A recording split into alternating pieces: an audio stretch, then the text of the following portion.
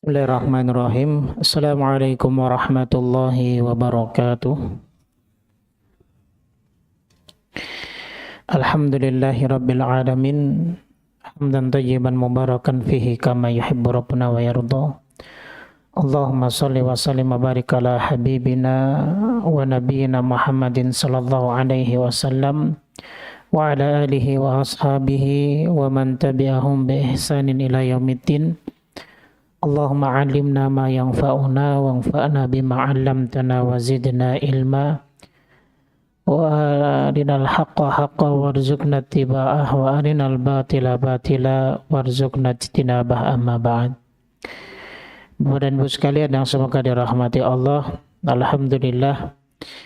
Pertama kita panjatkan puji syukur kita kepada Allah Subhanahu wa taala yang senantiasa memberikan kemudahan kepada kita dalam berbagai hal.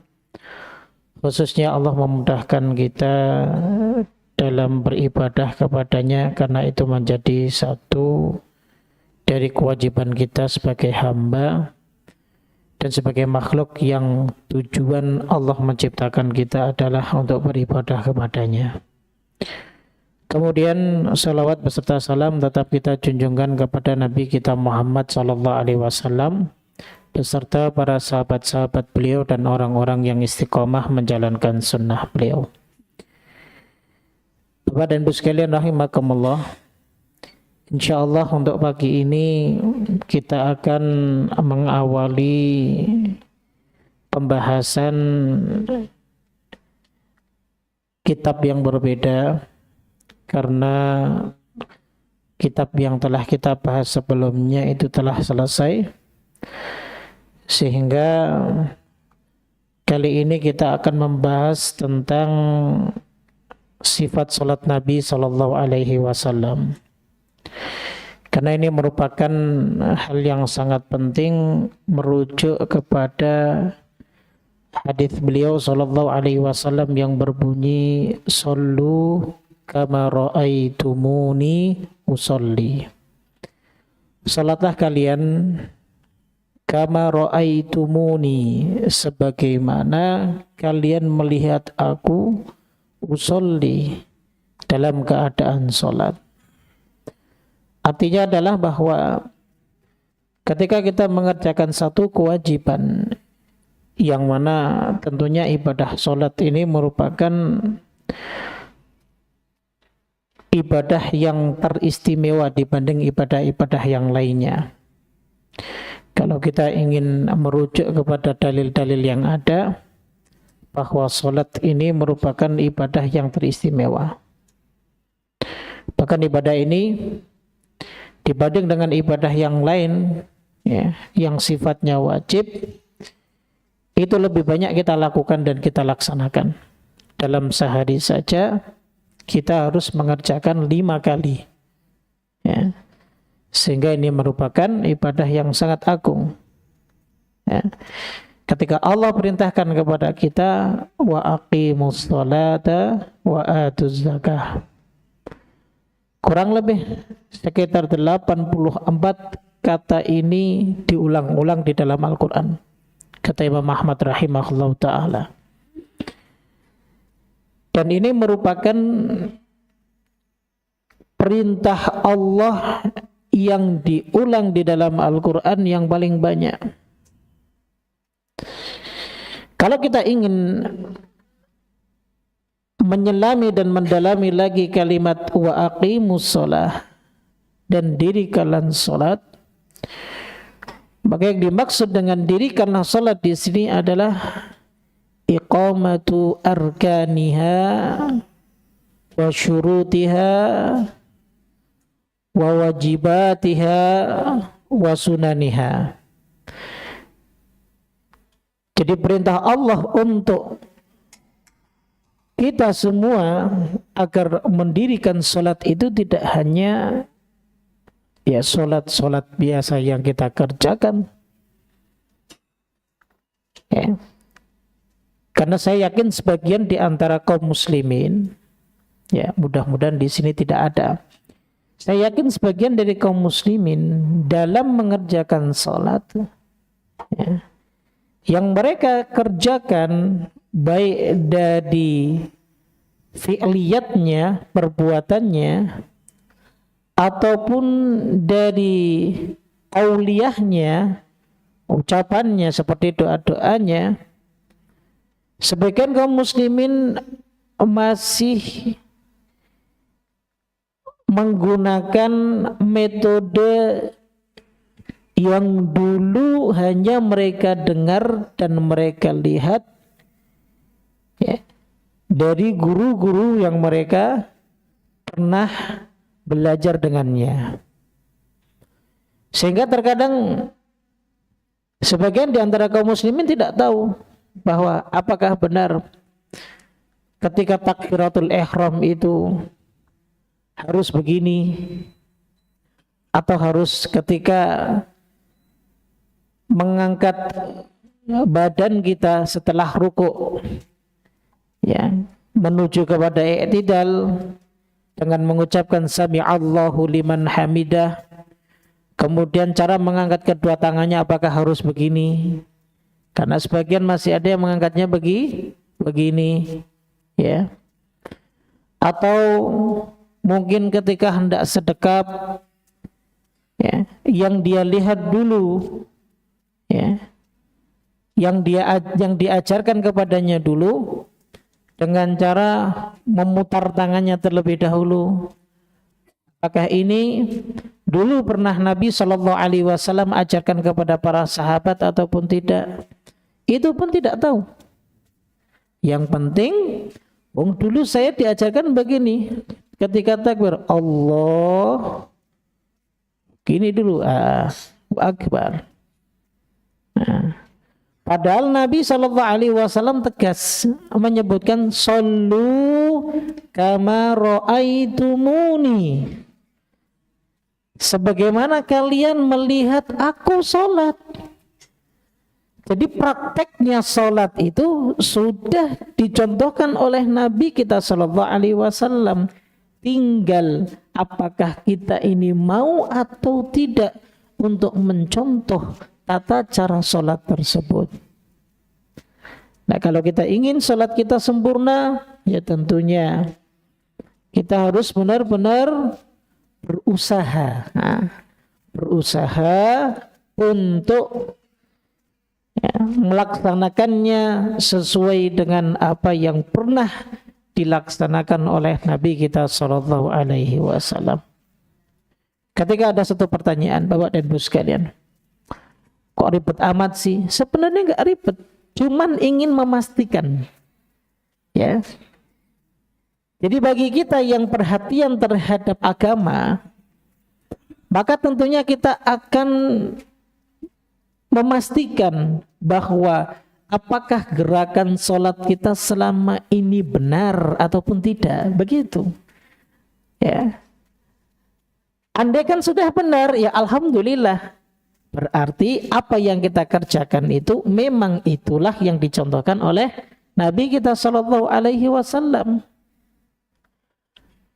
Andai kan ada yang berbeda, ya, misalnya antara tawaruk apa iftirash, ya, tapi kedua-duanya pernah Nabi Shallallahu Alaihi Wasallam kerjakan dalam duduk, misalnya 2 rakaat tersebut, ya, ya maka kita tinggal menguatkan saja. Selama ini berarti yang saya lakukan pun pernah dicontohkan oleh Nabi alaihi salatu wassalam. Mungkin sifatnya hanya Nabi mengerjakannya kadang-kadang, atau Nabi mengerjakan yang model seperti ini terus menerus, ya.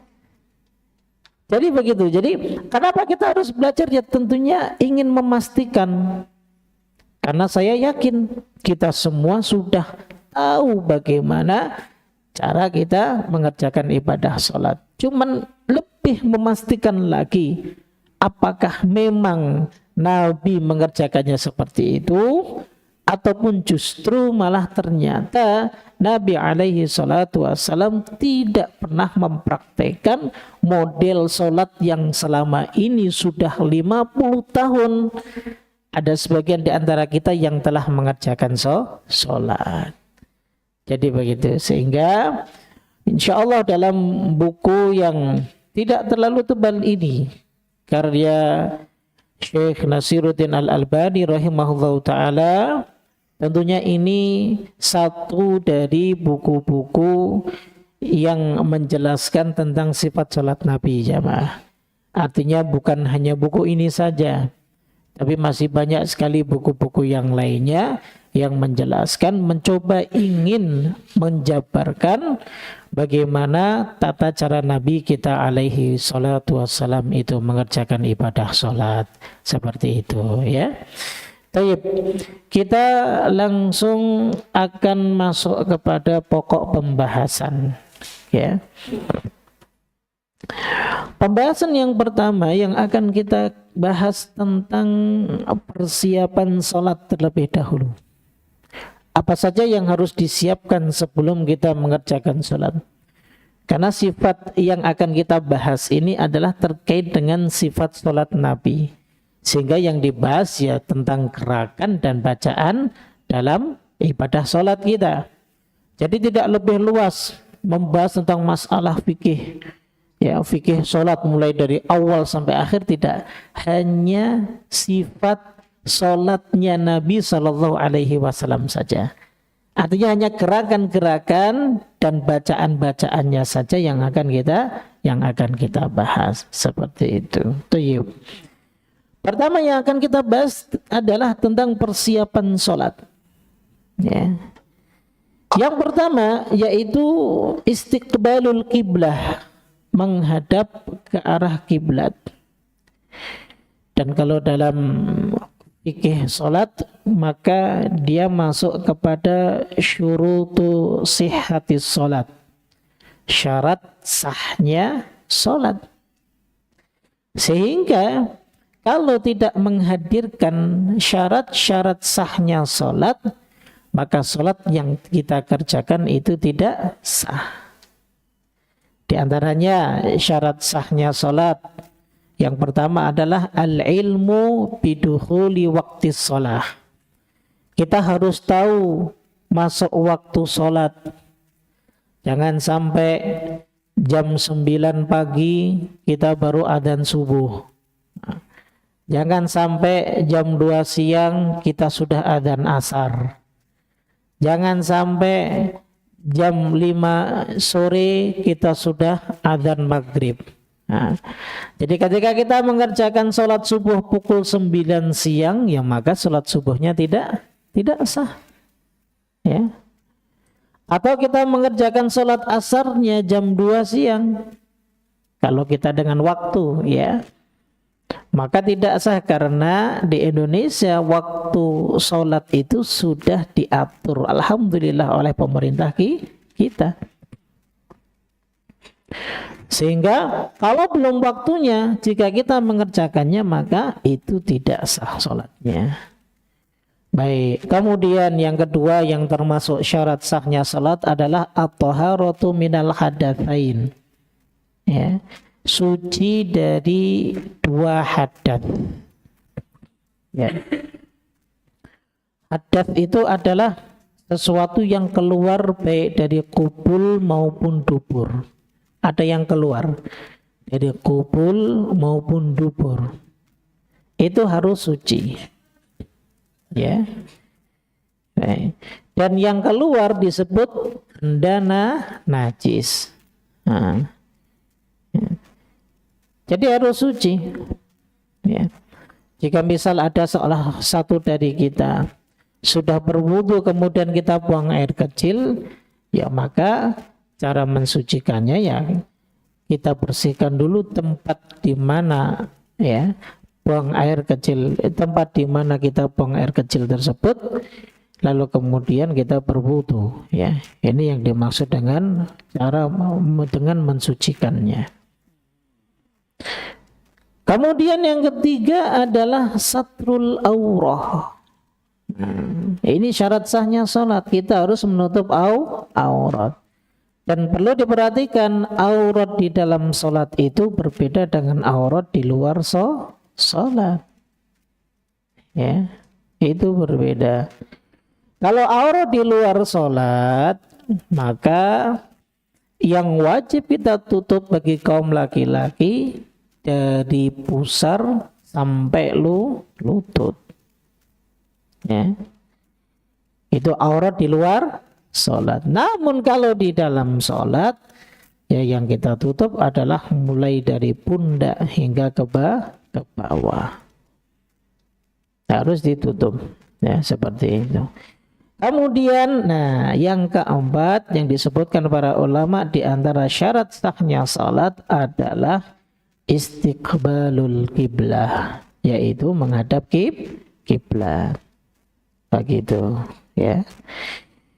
Nah, di sini yang akan kita bahas adalah pertama menghadap kiblat. Bagi yang mampu untuk menghadap kiblat, ya. Karena Rasulullah Shallallahu Alaihi Wasallam jika hendak sholat fardu atau sholat sunnah, maka beliau berdiri kemudian yastaqbilul qiblah, beliau menghadap ke arah kiblat, ya.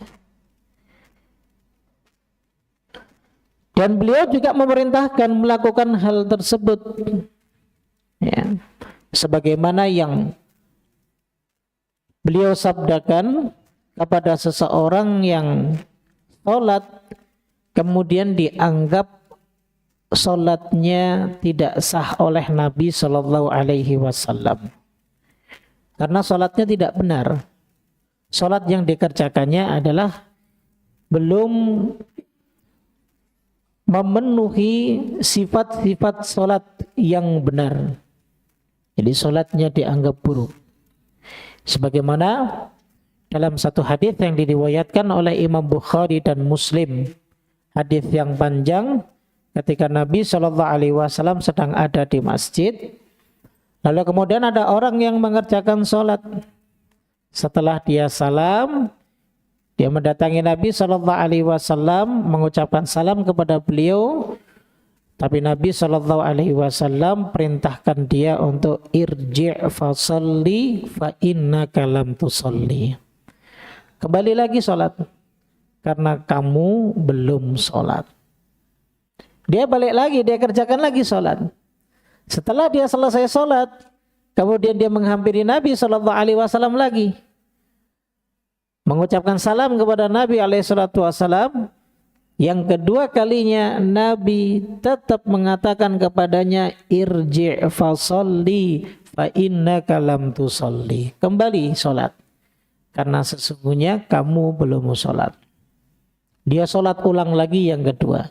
Sampai yang ketiga kalinya, karena dia penasaran, ya, dia merasa bahwa ibadah sholatnya itu telah dia tunaikan. Tapi kenapa menurut pandangan Nabi Shallallahu Alaihi Wasallam, tentunya beliau yang mengajarkan bagaimana tata cara sholat yang benar kepada kita. Tapi beliau belum menganggap bahwa sholat yang dikerjakan oleh orang tersebut sudah benar. Sehingga dia bertanya, ya Rasulullah, kalau memang sholat yang aku kerjakan itu belum dianggap sholat, maka fa'allimni, ajarkan kepadaku bagaimana kaifiyah salat itu yang benar. Nah, maka Nabi memulai dengan sabda beliau, idza qumta ila sholati fa'asbigil wudu'a. Jika kamu hendak salat, maka berwudulah dengan sempurna. Tsumastaqbilil qiblata, kemudian, nah di sini menghadaplah ke arah kiblat, fakabbir, lalu bertakbirlah. Ya. Jadi dengan hadis ini bahwa seseorang ketika hendak mengerjakan sholat, dia diharuskan untuk menghadap ke kiblat seperti itu. Ya, baik itu dalam sholat fardu maupun dalam sholat sunnah. Ya, taib. Bapak dan Ibu sekalian rahimakumullah, kemudian ada keterangan yang sama dari Imam Bukhari dan Muslim ketika Rasulullah Shallallahu Alaihi Wasallam dalam perjalanan, beliau pernah mengerjakan sholat sunnah di atas hewan tunggangannya. Nah, tentunya kalau mengerjakan sholat di atas kendaraan atau hewan tunggangan, yang jadi permasalahan apa? Sulitnya untuk menghadapkan diri kita ke arah kiblat. Ya. Jadi itu, ya.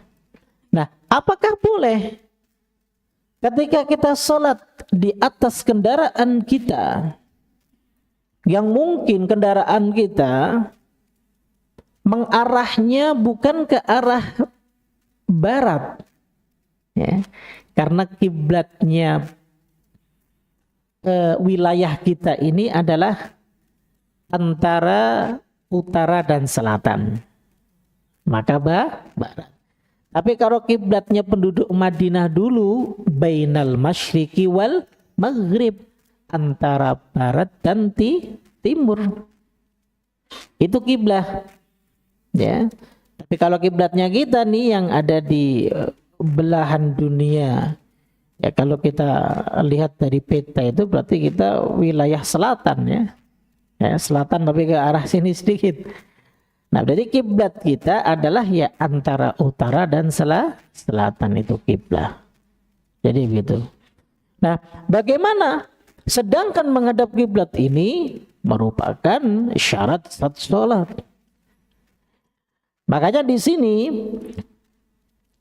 ada riwayat yang disebutkan oleh Imam Bukhari dan Muslim terkait dengan ketika Nabi SAW pernah mengerjakan sholat sunnah di atas hewan tunggangan beliau. Ya. Dan di dalam keterangan hadis ini, beliau menunaikan sholat witir di atas hewan tunggangannya, menghadap ke arah mana saja hewan tersebut menghadap, baik itu menghadap ke timur maupun menghadap ke barat, pokoknya sesuai hewan itu jalanlah. Jadi seperti itu, ya. Sehingga menimbulkan pertanyaan, apakah boleh kita sholat namun kita tidak menghadap ke arah kiblat, ya. Makanya tentang hal ini, ya, ada satu ayat yang dimana Allah Subhanahu wa Ta'ala di situ, kalau dalam konteks maknanya seakan-akan Allah membolehkan, ya, nanti akan ada penjelasannya. Allah membolehkan ketika kita mengerjakan sholat, memang saat sulit untuk menghadapkan diri kita ke arah kiblat, maka kita boleh mengerjakan sholat tersebut dengan ke arah manapun kita bisa menghadapkan diri kita. Ini di dalam surat Al-Baqarah ayat 115 Allah berfirman, fa aynama tuwallu fathamma wajhullah. Maka kemanapun kamu menghadap, disitulah wajah Allah Subhanahu wa Ta'ala. Begitu, ya. Baik. Kemudian ada keterangan lagi yang dibawakan oleh Al-Imam Abu Dawud dan Imam Ibnu Hibban, ya, di mana terkadang apabila Nabi SAW hendak sholat sunnah di atas hewan tunggangannya, beliau terlebih dahulu menghadap kiblat, lalu kemudian bertakbir. Setelah itu beliau sholat menghadap ke arah mana saja tunggangannya itu menghadapkan beliau.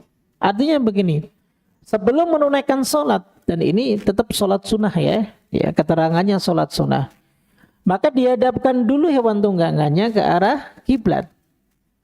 Baru setelah Nabi SAW bertakbir, maka kemanapun hewan tunggangan tersebut mengarah, Nabi SAW tidak, ya, merubah arah beliau saat beliau mengerjakan sholat di atas hewan tunggangannya tersebut. Nah, kalau hewan tunggangan seperti mungkin kambing, ya, ataupun mungkin seperti keledai atau hewan tunggangan yang sifatnya adalah makhluk Allah yang bernyawa, maka kita bisa arahkan. Ya. Sekarang tunggangan kita ini adalah bukan makhluk hidup. Misal kereta, bisakah kereta itu kita arahkan ke barat dulu? Maka habis itu nanti ke arah manapun itu kereta jalan, maka terserah arah kereta tersebut.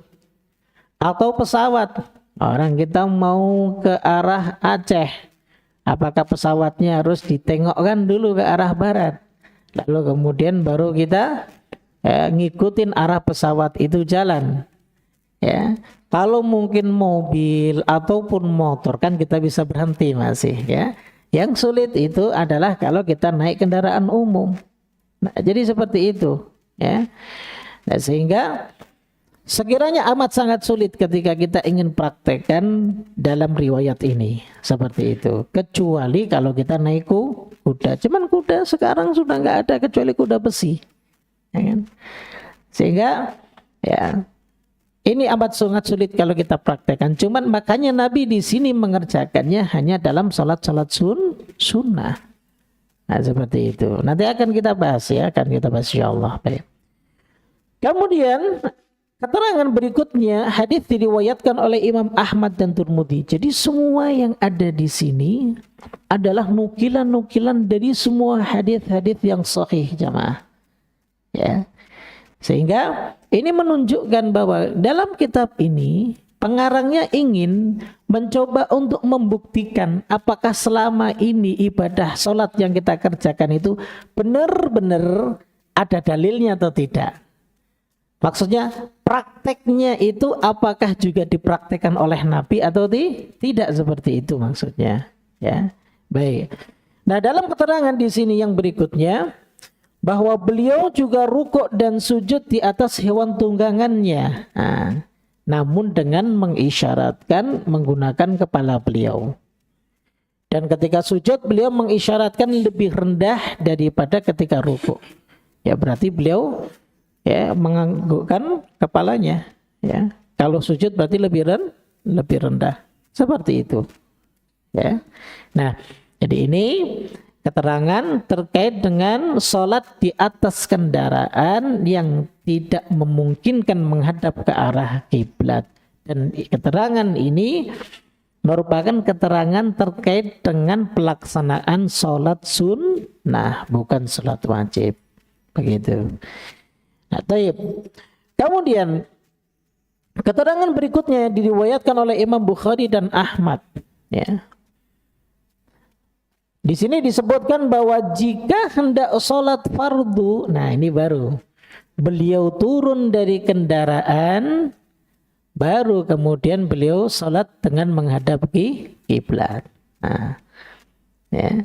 Jadi dalam sholat fardu beliau turun dari kendaraan, kemudian beliau sholat dengan menghadap kiblat. Sekarang kasusnya kita sedang naik kendaraan umum. Ya, kira-kira ketika kita berangkat dari Jakarta jam 8 pagi, ingin ke Surabaya, estimasi perjalanan sampai jam 5 sore. Pertanyaannya, apakah kereta itu boleh untuk kita berhentikan saat-saat waktu sholat? Nah, begitu. Ya. Kemudian kita turun dari kereta, kemudian kita sholat dulu dengan menghadap kiblat, dan itu amat sangat sulit. Atau ketika kita naik pesawat, ya, apakah kita boleh minta sama pilotnya untuk turun sebentar? Lalu kemudian kita turun dari pesawat, kita sholat terlebih dahulu dengan menghadap kiblat, ya, agar sholat kita menjadi sempurna. Seperti itu. Nanti akan kita bahas. Artinya di sini hanya diterangkan bahwa ketika hendak sholat wajib, maka yang dilakukan oleh Nabi Shallallahu Alaihi Wasallam adalah turun dari kendaraan beliau, kemudian sholat dengan menghadap kiblat. Itu karena kendaraan pribadi. Kita pun bisa. Ketika kita naik mobil sendiri, ataupun ketika kita naik motor, ya bisa. Ya kan? Itu sangat memungkinkan sekali. Cuman yang jadi pertanyaan sekarang tadi, bahwa yang kita naikin adalah angkutan umum. Ya, tidak harus pesawat, tidak harus kereta, bahkan bis pun ya, yang terkadang tidak ada peraturannya ataupun aturannya dari PT-nya, kalau waktu sholat itu harus berhenti, yaitu yang terkadang menyusahkan kita. Ya. Dulu ada pengalaman seperti itu, ketika langsung kami telepon, ya, karena dulu saya nyantri di Jepara, Pak. Nyantri di Jepara. Jadi dulu dari Jakarta ketika kita ingin berkunjung ke Jepara sekitar tahun 2008 lah, saya keluar dari pesantren itu 2007. Sekitar 2008. Kalau kita ingin ke Jepara, kita naik satu bis. Keberangkatan itu sekitar pukul 4, pukul 5. Ya. Nah, ada beberapa bis yang dimana dia tidak mentaati aturan yang sebenarnya ada aturan ketika waktu sholat itu untuk berhenti. Mungkin maghrib dan isya bisa kita jamak ketika kita sedang berada di rest area, ya kan? Ketika bis itu berhenti untuk istirahat sebentar itu bisa. Namun untuk sholat subuh, nah ini yang sulit, ya kan? Apakah kita mau mengerjakan sholat subuh tersebut setelah bisnya, setelah kita sampai ke tujuan? Nah kita sampai ke tujuan pukul 7. Berarti terlewatkan waktu sholat subuh. Ya. Sehingga mau nggak mau kita harus mengerjakan sholat subuh. Ima kita berani ngomong sama supirnya agar supaya dia bisa berhenti, atau dengan terpaksa kita mengerjakan salat wajibnya di atas kendaraan. Padahal dalam keterangan di sini jika hendak salat fardu, maka Nabi alaihi salatu wasallam turun dari kendaraan, kemudian beliau menghadap kiblat. Nah, saya memberanikan diri, saya ngomong sama supirnya, Pak, waktu subuh mau lewat, tolong berhenti dahulu. Saat itu supirnya bilang, nanggung mas, saya telepon customer service-nya. Entah apa yang dilakukan setelah itu. Akhirnya kami terpaksa sholat di atas kendaraan. Ya. Jadi dia nggak mau berhenti. Padahal bis ini saat itu terkenal kalau waktu sholat dia harus berhenti. Ya. Tahu lah bis tersebut, bis jurusan dulu ya, karena pemiliknya orang Jepara kalau nggak salah, kalau nggak orang Jepara orang Kudus ya, bisnya terkenal ya. Sekarang sudah banyak ya, tapi dulu baru ke arah Jepara, ke arah Kudus saja yang banyak seperti itu dari Jakarta. Nah jadi seperti itu ya, keterangannya begitu. Kalau sholat fardu maka beliau turun dari kendaraan. Baik, kemudian keterangan berikutnya tentang sholat khauf. Sholat khauf itu sholat dalam keadaan takut. Biasanya ini dipraktekkan di saat perang. Adapun dalam sholat khauf, beliau telah mengajarkan umatnya agar mereka tetap sholat dengan berjalan kaki atau berdiri atau berkendaraan, baik menghadap kiblat ataupun tidak. Ini keterangan diriwayatkan oleh Imam Bukhari dan Muslim. Beliau bersabda, "Idza ikhtalatu fa innama huwa takbir wal isyaratu birra's." Apabila pasukan sudah bercampur baur dengan musuh, cukuplah hanya dengan takbir dan isyarat kepala. Ini riwayat Imam Al-Baihaqi. Seperti itu. Begitu juga Rasulullah SAW dengan tegas menyebutkan satu riwayat yang dibawakan oleh Imam Turmudi, ma bainal masyriqi wal maghrib kiblah, antara timur dan barat adalah kiblat. Ya. Artinya sudah nggak usah kita geser-geser lagi. Ya, biasanya ada keterangan kan, untuk hari ini matahari tepat berada di atas Ka'bah, sehingga kita bisa untuk memeriksa kembali arah kiblat kita apakah benar ataupun tidak, sehingga banyak dari kaum muslimin kemudian merubah arah kiblatnya. Padahal sesimpel itu Nabi SAW memudahkan kita, antara timur dan barat itu arah kiblat, karena dulu posisi Madinah ya, berbeda dengan posisi kita sekarang. Nah, jadi seperti itu, ya. Baik. Nah, terkait dengan masalah khauf ini, rasa takut.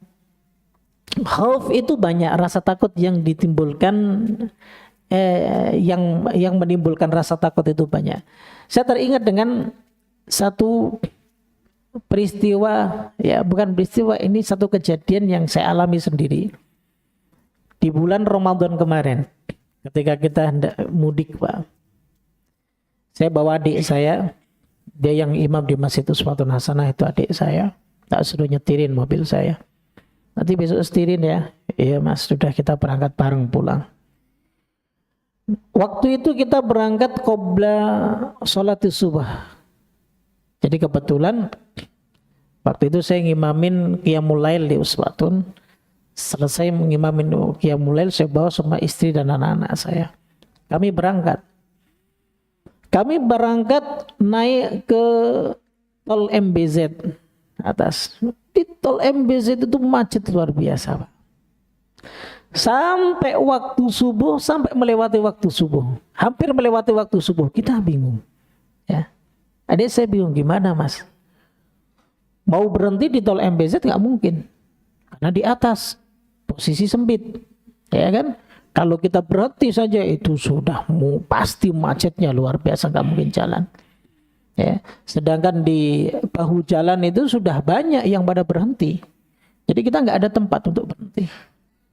Bagaimana caranya? Ya sudah, saya ingat dengan hadits ini, ya. Ketika Nabi SAW mengajarkan kepada kita, ya, dalam keadaan berjalan, berdiri atau berkendaraan pun kita boleh tetap wajib harus mengerjakan sholat. Ya sudah, kamu nyetir sambil kamu sholat, saya begitu kan, ya. Jadi dia nyetir tapi dia sambil sholat, ya. Karena saya kebetulan saya nggak nyetir, ya saya alhamdulillah masih bisa mengerjakan semampu saya dengan cara duduk. Nah, adik saya ini karena yang nyetir, ya udah pakai isyarat saja, seperti itu. Selesai kita mengerjakan sholat, kita turun dari MBZ itu sudah pukul 7. Dan di rest area itu penuh sekali, luar biasa. Nah, jadi saya teringat dengan kejadian yang kami alami ketika kami sedang mudik. Jadi kami mencoba mempraktekkan apa yang pernah diajarkan oleh Nabi alaihi salatu wassalam. Seperti itu, ya. Baik. Kemudian di sini juga dijelaskan ada satu riwayat yang disebutkan oleh Imam Ad-Daruqutni dan Al-Hakim serta Imam Al-Baihaqi serta yang lainnya. Jabir radhiyallahu taala anhu pernah berkata, kami pernah bersama Rasulullah dalam suatu perjalanan atau dalam satu kelompok kecil pasukan. Lalu kami diliputi mendung yang gelap. Kami berusaha menentukan arah kiblat sehingga kami pun berselisih. Setiap orang dari kami sholat mengikuti pendapatnya masing-masing. Enggak kiblat ke arah sana, nah.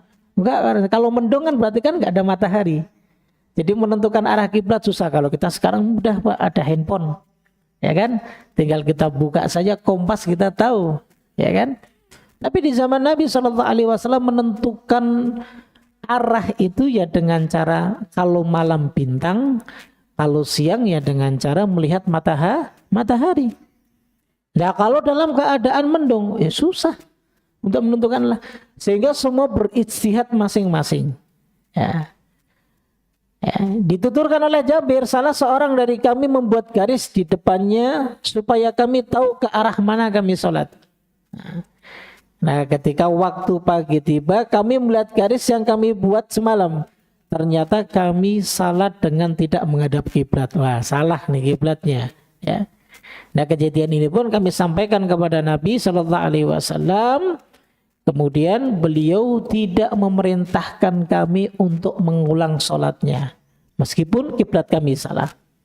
Bahkan beliau mengatakan, qad adza'at sholatukum, sholat kalian telah sah. Nah, ya, sholat kalian telah sah. Artinya, kalau memang kita tidak tahu, kita sudah berusaha, berijtihad, kok ternyata yang kita lakukan itu salah, maka dalam sholat menghadap kiblat ini tidak perlu diulang kembali jika arah kiblat yang kita tentukan tidak benar ataupun salah. Nah, jadi seperti itu, ya. Sehingga menghadap kiblat itu bisa dibatalkan. Artinya boleh untuk tidak dilakukan dengan beberapa keadaan. Pertama, kata para ulama, dalam keadaan al-ajiz, tidak mampu. Contoh orang yang sakit kan nggak bisa gerak, Pak. Ya kan? Bagaimana dia mau merubah posisinya agar supaya bisa menghadap kiblat? Karena sholat itu bukan hanya bagi orang yang sehat. Orang yang sakit pun tetap wajib sholat. Kalau dia sudah tidak mampu sholat, ya berarti dia disolati. Kan begitu, ya. Sehingga boleh tidak menghadap kiblat kalau dia tidak punya kemampuan. Yang kedua, sebabnya adalah la ya'rifu ittijahal qiblah. Kalau dia tidak mengetahui mana arah kiblat. Ya.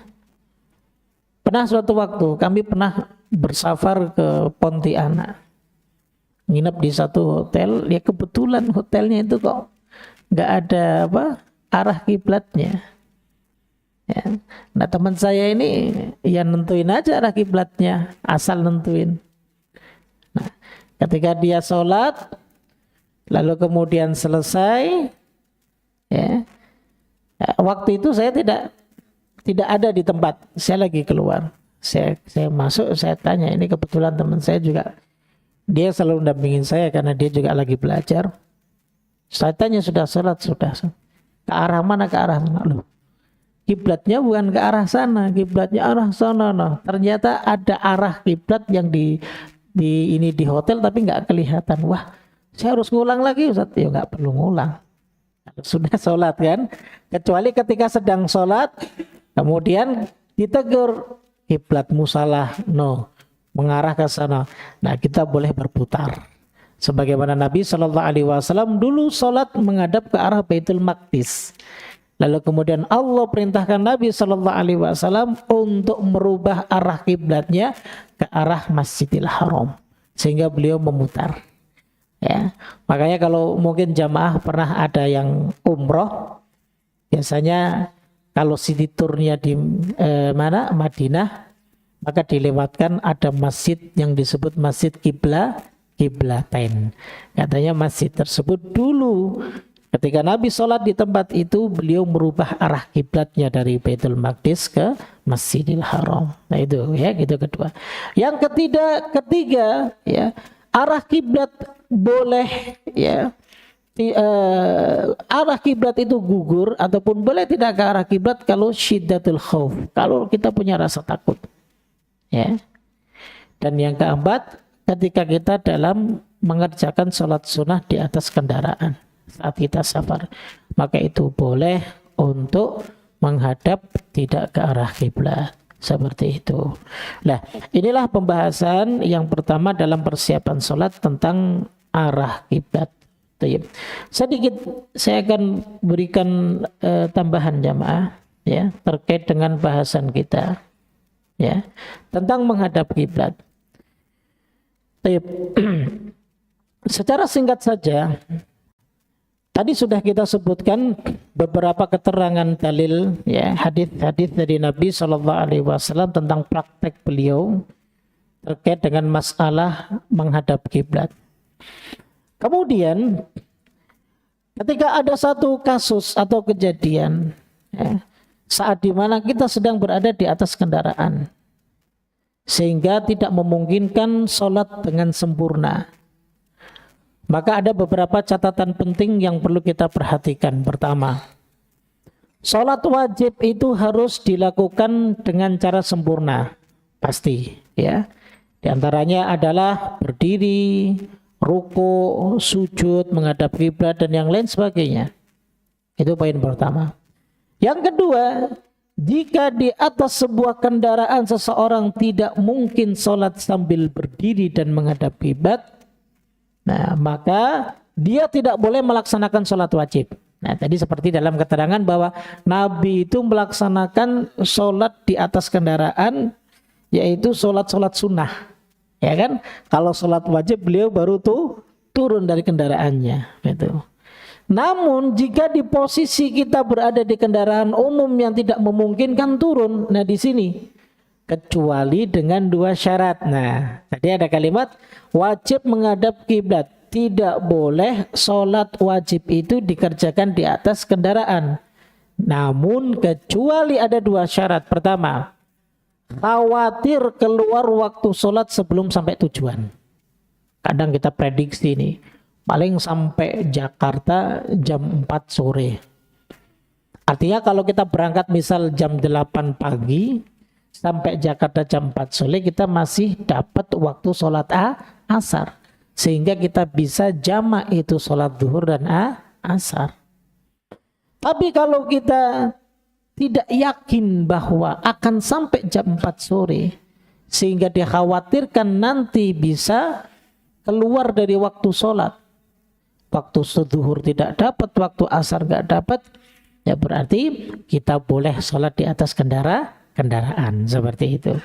Yang kedua, ya syaratnya tidak memungkinkan baginya untuk menghentikan kendaraan sejenak untuk sholat. Nah, tadi sudah disampaikan, ya nggak mungkin kita tidak memungkinkan kita menghentikan kendaraan tersebut.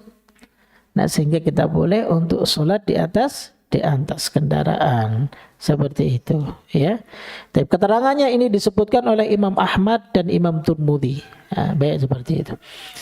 Kemudian yang ketiga, jika tidak bisa sholat sambil berdiri, cara sholat yang dibolehkan adalah duduk semampunya. Nah, duduk semampunya. Nah, sebagaimana sabda Nabi SAW, "Shalli qa'iman", sholatlah dalam keadaan berdiri. Kalau enggak mampu, duduk. Kalau enggak mampu, berbaring. Begitu. Keempat, jika di atas kendaraan mampu sholat sambil menghadap kiblat, maka wajib sholat dengan menghadap kiblat, meskipun sambil duduk. Namun jika tidak memungkinkan, maka dia bisa sholat dengan menghadap sesuai arah kendaraan tersebut. Nah, begitu, ya. Dan yang kelima, ketentuan ini hanya berlaku untuk sholat wajib. Adapun sholat sunnah boleh dilakukan dengan duduk dan tidak menghadap kiblat. Meskipun dua hal itu bisa dilakukan. Kalau sholat sunnah boleh, kita bebas, ya. Meskipun kita mampu untuk menghadap kiblat, kalau di atas kendaraan maka kita boleh memilih menghadap kiblat, boleh, tidak boleh. Jadi seperti itu. Nah, inilah beberapa poin yang mungkin bisa kita jadikan sebagai tambahan terkait dengan bahasan kita tentang menghadap kiblat. Jadi seperti itu, jemaah, ya. Baik. Itu saja mungkin yang bisa kami sampaikan. Tapi yang jelas begini poinnya, bahwa perlu dicatat yang paling penting adalah begini. Ketika kita sedang naik kendaraan, ya, bahwa sholat tepat sesuai waktunya itu lebih baik, ya, daripada kita sholat di luar dari waktunya. Maksud saya begini, Pak. Saat kita berada di kendaraan, ya, kemudian kita dapati waktu zuhur, maka itu lebih baik kita kerjakan di atas kendaraan, meskipun kita tidak sempurna melaksanakannya, ya, daripada kita meninggalkan waktunya meskipun diperbolehkan kita gunakan dengan sistem jamak, menggabungkan antara zuhur dan asar hanya demi ingin melaksanakan sholat turun dari kendaraan. Paham? Hanya demi ingin melaksanakan sholat yang tidak di atas kendaraan. Nanti nunggulah biar sampai aja, nanti biar sekalian dijamak. Kan kadang kita begitu, Pak, ya kan? Nah, lebih baik sholat tepat pada waktunya meskipun tata cara sholat kita tidak bisa sempurna. Kenapa? Karena sabda Nabi SAW ketika ditanya ayul a'mali afdal wa ahabbu ilallah, amalan apa yang paling utama dan yang paling dicintai oleh Allah? Kata Nabi apa? As-salatu fi awwali waqtiha. Salatlah di awal waktunya. Jadi seperti itu. Sehingga memilih untuk salat di atas kendaraan itu lebih tepat dibanding kita menunggu sampai tiba, ya, di tempat tujuan dengan kita menjamak dua salat tersebut. Wallahu taala alam bisawab. Baik, mungkin itu saja. Jika ada yang mau bertanya terkait dengan masalah menghadap kiblat, silahkan, Mbak.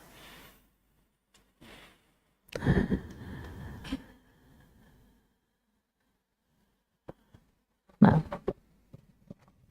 Assalamualaikum Pak Ustaz. Waalaikumsalam, Mbak. Ini pribadi Pak ya. Saya kalau sholat setelah takbiratul ihram, kadang-kadang itu Ka'bah terbayang Pak. Apakah itu boleh? Baik. Saya Pak. Selama tidak mengganggu doa kita, bacaan kita, ya, maka itu tidak mengapa, ya. Akan tetapi jangan dituruti terus menerus sampai terbayang sampai selesai kita sholat, Pak, karena dikhawatirkan akan menghilangkan konsentrasi kita dalam sholat. Karena dalam ibadah sholat itu yang harus kita pusatkan adalah doa-doa kita.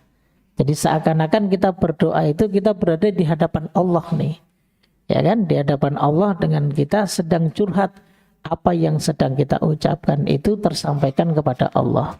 Namun kalau kita hanya membayangkan Ka'bah terus menerus, nah itu merusak konsentrasi dalam ibadah sholat kita. Jadi begitu. Memang ada kalanya seseorang itu ketika sholat membayangkan sesuatu. Dan alhamdulillah yang dibayangkan Ka'bah. Terkadang yang dibayangkan adalah hal-hal yang tidak baik. Yang dibayangkan adalah perempuan yang tidak pakai pakaian. Terjadi, dan ini ada pertanyaan yang pernah ditanyakan seperti itu. Ya. Nah, bagaimana cara menepisnya? Ya kita beristighfar. Dibolehkan dalam salat kita beristighfar, memohon kepada Allah agar supaya tidak mengganggu konsentrasi salat kita. Karena memang setan itu dari arah manapun, hatta kita salat itu kita diganggu terus.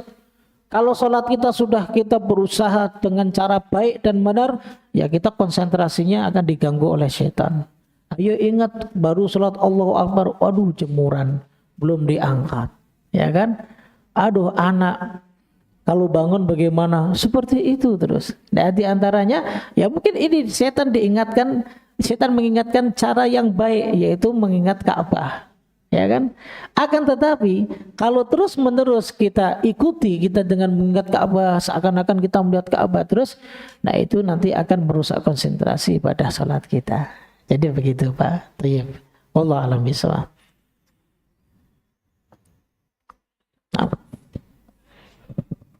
Assalamualaikum.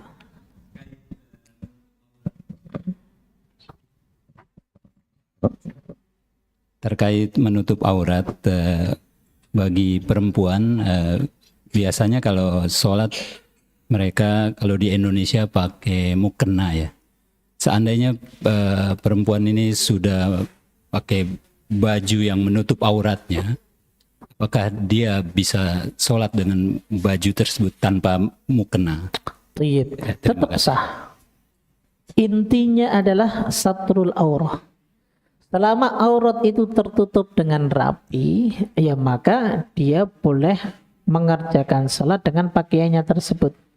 Apalagi sekarang alhamdulillah ya, kalau kita lihat wanita-wanita muslimah sekarang kita ini sudah mulai mengenakan pakaian-pakaian gamis yang lebar, ya meskipun dengan berbagai macam model. Akan tetapi pakaian yang dikenakan adalah pakaian yang lebar yang menutupi aurat mereka. Sehingga kalau seandainya mereka itu sudah mengenakan pakaian tersebut, maka sejatinya mereka sudah tidak perlu lagi mengenakan mukena seperti itu, Pak.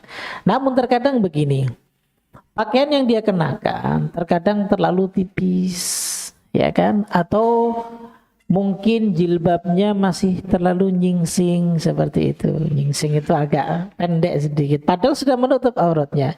Nah, demi menjaga agar supaya mungkin dalamnya juga tidak terlalu terlihat, ya kan?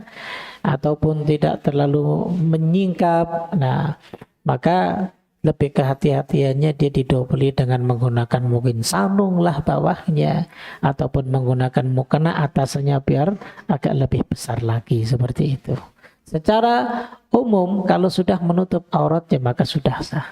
Begitu. Allah a'lam.